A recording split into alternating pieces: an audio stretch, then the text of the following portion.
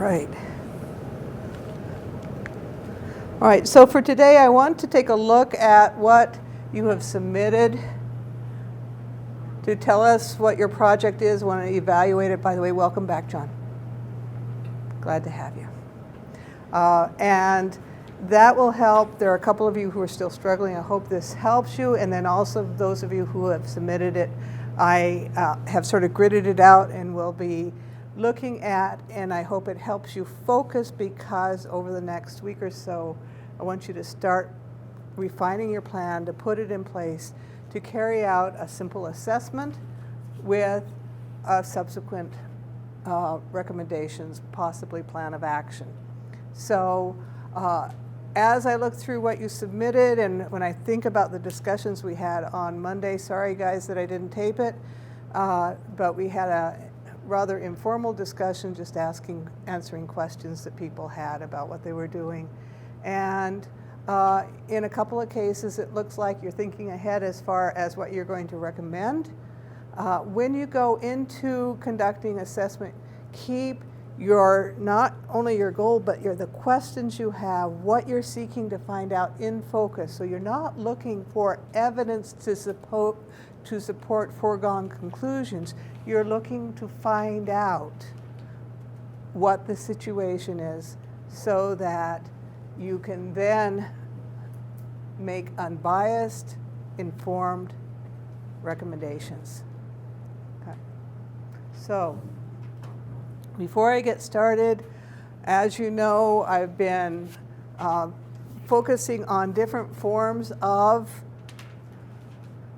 assessment and evaluations. Over last week, I talked about interviewing. Actually, we're interrupted with that. But what I want you to do at this point is whatever form of evaluation you choose, and you're going to choose probably several, interviewing, read that part in the community toolbox. All of this is under chapter 3, and there are different lessons within that. I forget what they call them, but chapter 3 has to do with assessments, and then there are probably 17 different items. Interviewing is one I have talked about. I think I did that on Monday or Friday last week when we talked about the different kinds of interviews, but also surveying, the different kinds of surveys that you might do depending on your purpose. So identify, look closely. I will come back to focus depending on what you are doing too, and some of that might be working with you individually, because you yourself might identify a technique that others have not identified, an approach that others have not identified as wanting to have. So what I have done for today, and I will be posting this as well, is that I have received 8 assignments so far, and I have taken what you have put and tried to capsulize it into a grid. Please look at what I have put up for your program, because it's not necessarily the words that you proposed, and it's not necessarily accurate. So if it's not accurate, help me reword it. But what I have in the first column is the name of the agency and your name in parentheses. Then your area of assessment focus. There have been, most of the time, I have reworded it a little bit, so if I have reworded it incorrectly, let me know. The rationale you have given for choosing that focus. I had also asked you who you would mainly be working with, but for the purposes of this class, I want you to know, and I want to know, but I did not include a column there just for brevity. And then the proposed process by which you hope to gather information. And I'm going to be encouraging you to refine that, so you have a really clear process in mind before you gather much more information. And then the last one, and I didn't put that, but the outcome you seek from, or the results that you seek from having carried out that assessment. In most cases, it will be a proposal, but also you're telling me what you hope will be changed or improved as a result of having an assessment, and in most cases also implementing the proposal that will come from that. Okay, any questions so far? And did you send that, did you put it to where we can look at that off? I haven't yet, but I will. I just prepared it this morning. Yeah, I just prepared that this morning, and that will be going up this afternoon. Perfect. Yeah. Thank you. So anyway, as I'm going to go through this, and please ask questions as we go. And also, if I am talking about yours and I seem to be a little bit off, you can clarify. Okay. So Mark Cook is working with United Way. From what I tell, and Mark, you may find that you need to clarify with me, I see the focus as being really assessing interagency communication. That's the communication from among the agencies with whom United Way works, that he sees that there is communication breakdown. He mentioned the fact that when agencies become focused on the requirements of their funding source, the grant source, that it takes the focus away from reaching out and communicating more with their external stakeholders, and that also there's, and distrust is the word I use, it appeared that also there's a fear that if too much is revealed, that they're going to see themselves as competitors. Okay. And the process that I perceive that Mark is proposing is identifying agencies with similar missions and then compare the services. I think this does need to be clarified a little bit more, Mark, to get it under so that it's very clear. And also, what I saw was there are, apparently with communication breakdowns, there are issues to identify. But if we're wanting to build trust, let's focus on strengths and build on strengths, and build on the fact where there is good communication, emphasize that, and emphasize the desire to increase that rather than pointing out flaws. People get defensive when you focus on flaws. It also enervates. It also takes away their desire to work with. But if you're focusing on what's strong, you're more likely to get information, and you're more likely to get the input, because you want the input and the ideas really to come from the people, the agencies that are most affected. And the outcome you seek is greater collaboration. That's what I see. Okay. So to build on strengths. So the second one that I have listed, and you'll see that I have just essentially listed you in alphabetical order by last name, is the Studio of Dance and Fine Arts here in Havre. And Seth says he is going to look at the number of instructors that are available, because right now there are only 2 instructors, and with 2 instructors, they're limited in what they can offer. And I also read a portion that said perhaps also with only 2 instructors, there is not as much individual attention per student. So the rationale, as I put it, is a need for more individualized instruction, the more need for more instructional options. The proposed process needs to be clarified a little bit. I was not really able to draw out the process that you hope to use, and I encourage you to get that clarified in the coming week or so that then we can work on your needs assessment plan. And the outcome sought is a broader dance student, the broader base of students being taught in the studio. Now we come to the Public Defender's Office in Havre, which is David, And so I'm getting to some of you who are here in class, and you're welcome to make comments, David. David had a lot of information, so I have just synthesized it really and filtered it down and hope that I have been able to express it in a nutshell. What I saw is that you're talking about assessing rehabilitation services available to parolees. Is that accurate? Yes. Okay. So Okay. I started out going to the public defender's office, Yeah. and then went out to HRDC and talked to the employment and training counselors out there. And the common denominator between those two agencies were people on probation. So people who were sentenced Okay. with a felony, instead of going to prison, are instead getting probation and remaining in the community. Okay, so you're working with people on probation. They're not called parolees. What are they called? Probationers. Probationers. Yes, probationers, and I'll change that. And so they are. Then you're saying they are then told that essentially the verdict is they are court mandated rehabilitative services. Yes. And so you're going to, the difficulty in finding employment is a side issue then.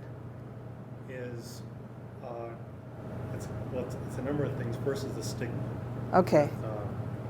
With, those on probation because they have a felony, so it's difficult to find employment, Right? which is part of their conditions of A release. probation. Yeah. So, Another- yeah. Sorry, Go another ahead. part of that is that a lot of the probationers, where there's the change in the criminal justice program, that instead of, before they were going to prison, now instead of going to prison, they're remaining in the community. Yes. And so, along with the conditions that remain in the community, they have to attend treatment. And Okay. sometimes that's hard because of lack of resources, and also sometimes just a lack of willingness on the part of the probationer to actually go and stay in treatment. Okay. Because you actually have identified two prongs of a similar issue. You've identified the fact that probationers have to get rehabilitative services they have to get rehabilitative services if substance abuse is an issue. And they also have to find employment, which is difficult if they have been convicted. Therefore, you've got two prongs. And what I recommend is, for the purposes of this class, choose one. Okay. And then go with that one. And because one is to have two purposes can be confusing to those with whom that you're interviewing. And also, you don't have the resources to go in two directions.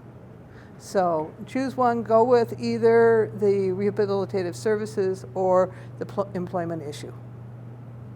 Okay. Yeah.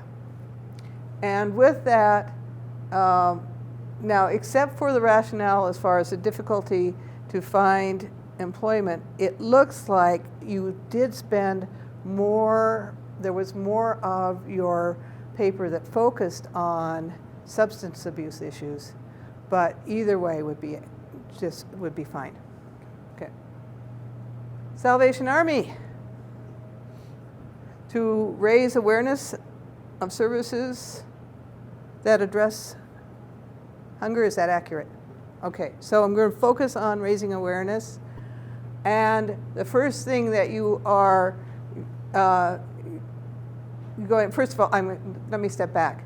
Your rationale is a concern about malnutrition and also a concern about obesity and happening at the same time. Is this just an overall concern, or is there evidence that we have malnourished children in the school system? It's more so to bring awareness about like healthy eating. Okay, so the concern is really about healthy eating, which is in the news? Yeah. Yeah. are you finding local evidence of that, or is this because it's a national issue? It's okay, it's a national issue. Just what I am, the reason I'm asking is I want every one of you to be aware of the source of your information and the credibility. Yes, we have a national issue having to do with nutrition. And ask yourself, okay, how does it relate to the population we're working with? And those are questions you can legitimately ask. Okay. And so it has to do with nourishment with children, focused on children. And since you have focused on children throughout, I would expect that the assessment you conduct will also focus on children. Okay.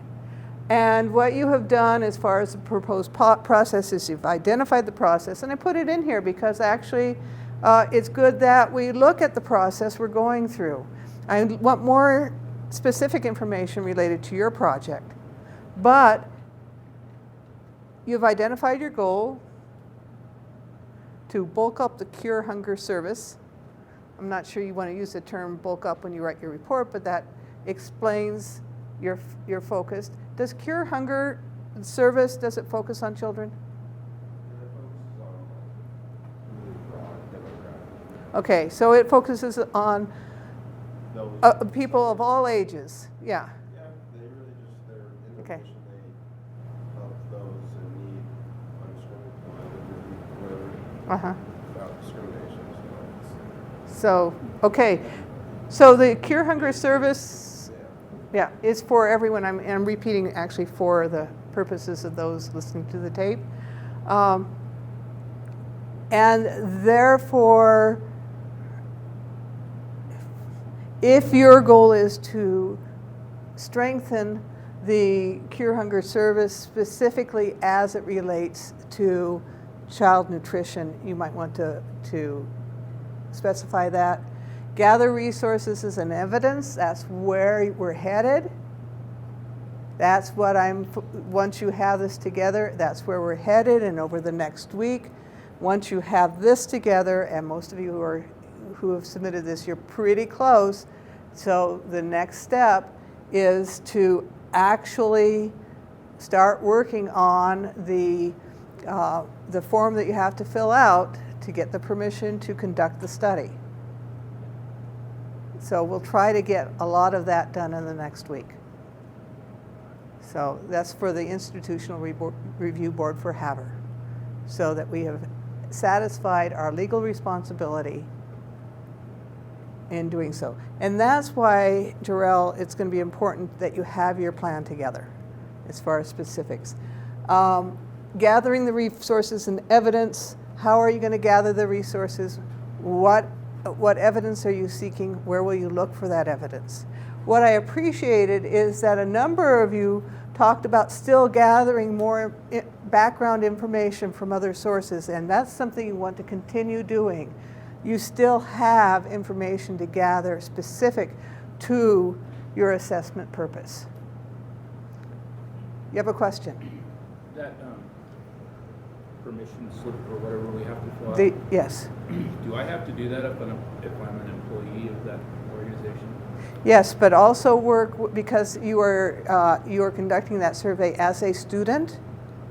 So you are conducting the survey as a representative of Northern, really. So you do it for Northern, but also talk to the supervisors involved and see what permissions you need to have from them as well. Probably will be looking for evidence of permission, especially if you are going to be talking to clients. Yeah. Okay, but You probably won't be talking, yes.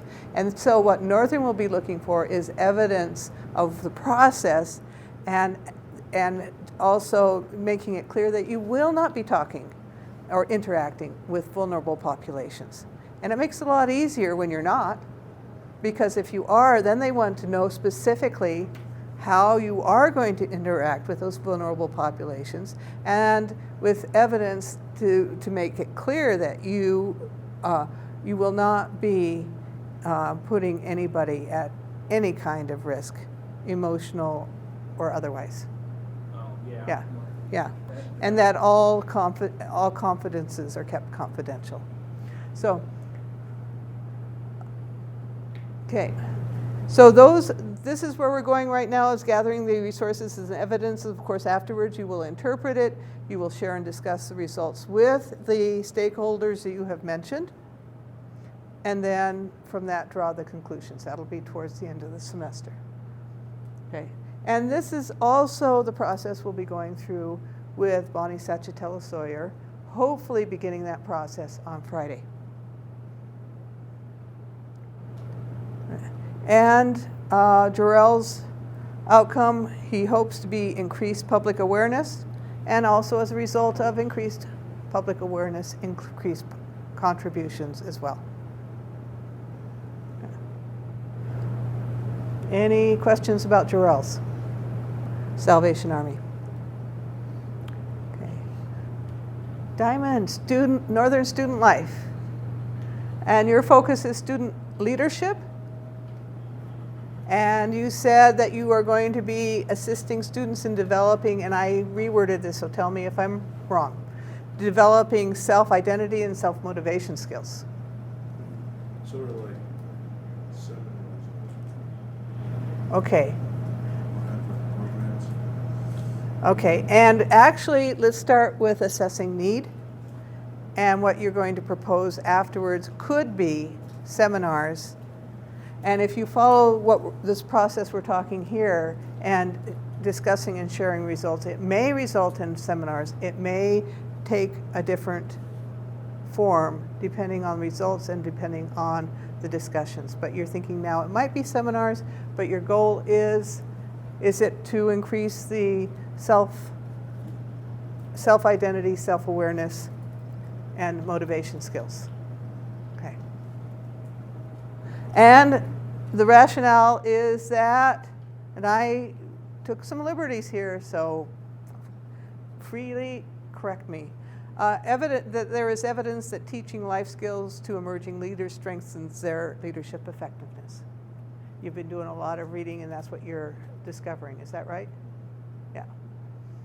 Okay. And your proposed process is to gather information on student leadership training, something you've already been doing. That's where you're gathering the background information, identifying potential student leaders, and that's part of the answer. Part of the needs assessment is to seek input from student leaders as well. So you're gathering a lot of information from your background research, and you're taking notes, and you're going to base it on that, and then you're going to approach student leaders. Are you going to approach other stakeholders as well to engage in forums or interviews to gain perspective of what they think will work? Is that right? Okay. That's pretty simple, pretty straightforward, and yet it is a needs assessment. Okay. And the result you seek, and what you have told me, is you're considering training programs, you're considering the forms of seminars, but at this point I'm going to encourage you to keep it wide open as far as possibilities, because even though you've done a lot of reading, you still have several stages of the needs assessment to go through before you get to that point. Okay. But your outcome will be actually having stronger student leaders. Is that right? Okay. All right. Is this helpful? Is this helpful to you, Debbie? Is it helpful for me? Yeah, to be going through this? Yeah, mine's just a little bit complicated. I might have Okay. to change mine all the way around. Okay, and part of it is, as with David thinks in complex forms too. You think of a big picture and you're looking at all the items that are related to it, and I've asked him to simplify, and I may ask you to help. But I hope this helps you identify, and then if it helps you, I can also help you focus and maybe identify a part that is achievable for the purposes of this class. Okay. So, Willie, does this help? Yeah. Okay. It's good to see, like, kind of, you let us know about like what they did good. Yeah. I can see that actually I really liked Jerel's. She Yeah. kind of felt like Jerel is a focus kind of guy, you know. Yeah, and so he shows this focus, and the challenge, of course, is to be more specific. And Jerel knows that. It's not the first time, but he will get more specific. Yeah. Sorry. Go ahead. Was this off of the 1.1, 1.2, 1.3? It is related. That's off of? When you went through the 1.1, 1.2, 1.3 worksheet and also 1.5, you were gathering information that you are using to inform for this activity. This is not directly from a worksheet. This is time to move away and say, okay, where are we going with this? So. Because like I started that 1.5 and stuff, and then I got into it, and I was like, okay, I've got Yeah. this whole thing messed up, and then when I went to put it into the computer, it wouldn't even let me put it in there. Uh-oh.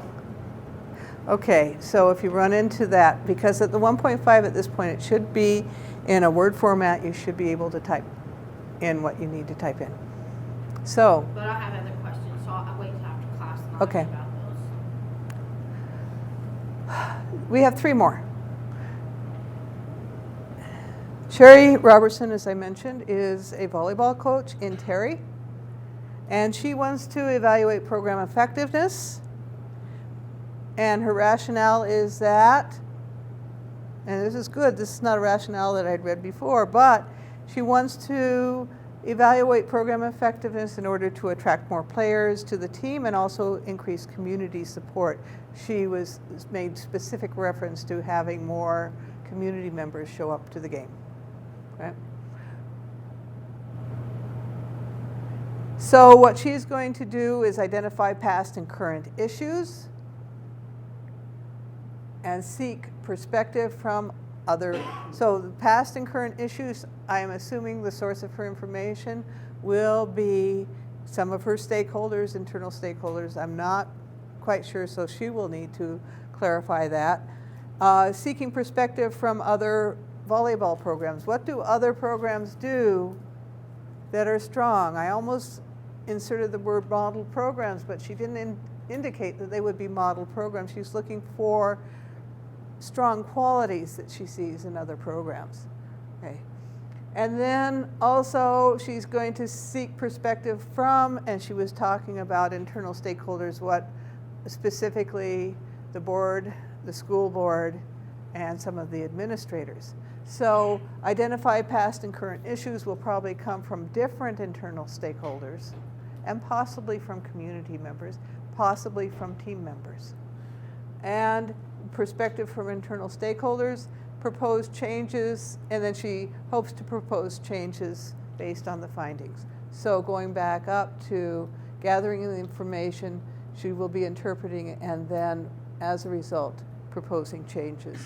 And what she seeks very clearly is improved participation from students and improved attendance at games. Okay. Any questions about that? Okay. My only question Yes. is more, I think that would be, you have to narrow that down a little bit. Improved participation, you're talking about more players, more students Yes. involved? Or? And some of it was me because I filtered that down and it didn't give as much detail. So she's looking for more. Remember, this is a small school district. She's looking for more students wanting to be part of the team. Yeah, because Yeah. the volleyball program needs to be more effective. Does that mean they win more, or they just have more players? You know? Good questions. And again, it's partially because I have interpreted and synthesized it down. She talked about the fact that there are past and current issues that need to be addressed, that they also need to identify factors that will make the team more appealing to both potential players and to the community. Obviously, they start winning more games, you get more people coming, but also a happier team, a more positive team. It will also bring in more of the community. Okay. So, yes, part of the fact that that is not specific is me. Yeah. All right. New Horizons, and you've introduced what your program is. Obviously, I'm looking for a little bit more information with that, Scott. I just haven't had a chance. Yeah. So,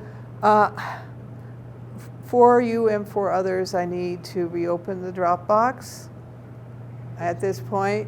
But Scott is looking at the New Horizons and has proposed assessing effectiveness of current services and also assessing the feasibility of expanding services.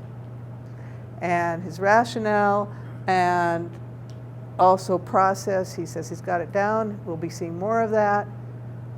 And so we've got the focus, be looking for a little bit more detail before, in fact, quite a bit more that we can use as we prepare the Institutional Review Board proposal sheet. And that's what it's called. It's a proposal. And the last one we received, it wasn't the last, but the last one in alphabetical order is Marlene's. And Marlene is working with the Hayes Community Development Corporation.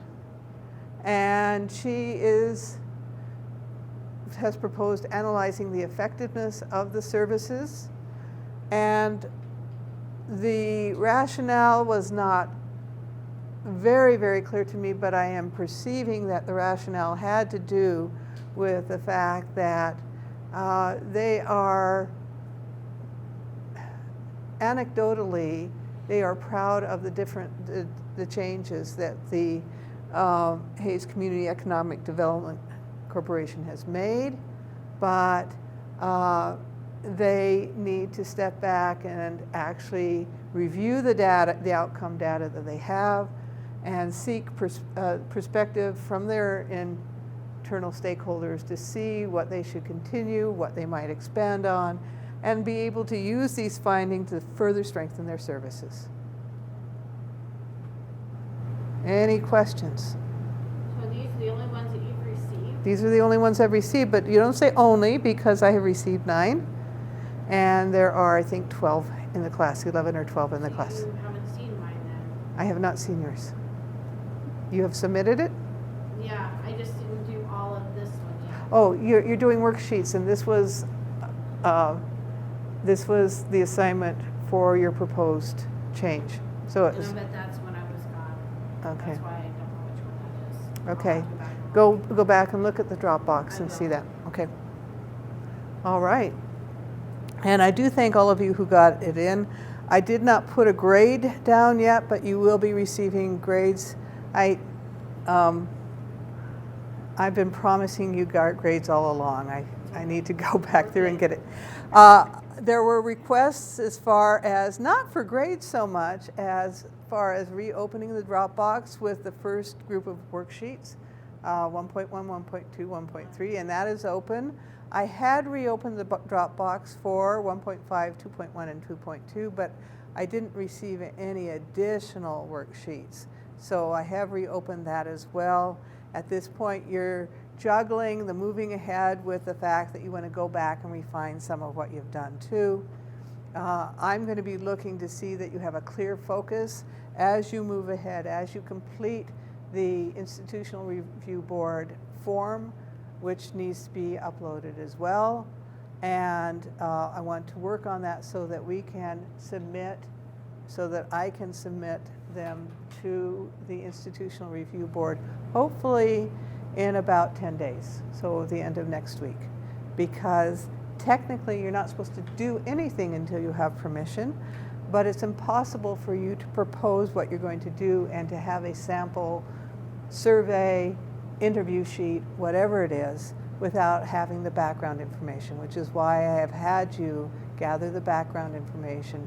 At this point, consider what kind of forms of assessment that you're going to carry out, specify them, go to the community toolbox to chapter 3 and review the kinds of assessment that are available, and then specify which ones, and also propose a sample of the kinds of questions, the kind of data that you will be gathering, so that you're going to be as specific as you can be at this stage. Any question? this is more important, by the way, than a midterm. So even though I said I would be using a midterm, as long as we are working on concrete steps to move ahead with your research, then I will be focusing on that as well. So again, I have suggested a midterm, I have it built in, but right now it looks like you're moving ahead and moving ahead well with this, and we will be doing so also with Bonnie Sachatello and Sawyer and Hopa Mountain. So let's focus on that instead of getting distracted.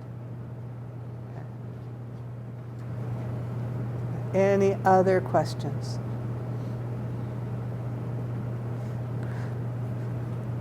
Okay.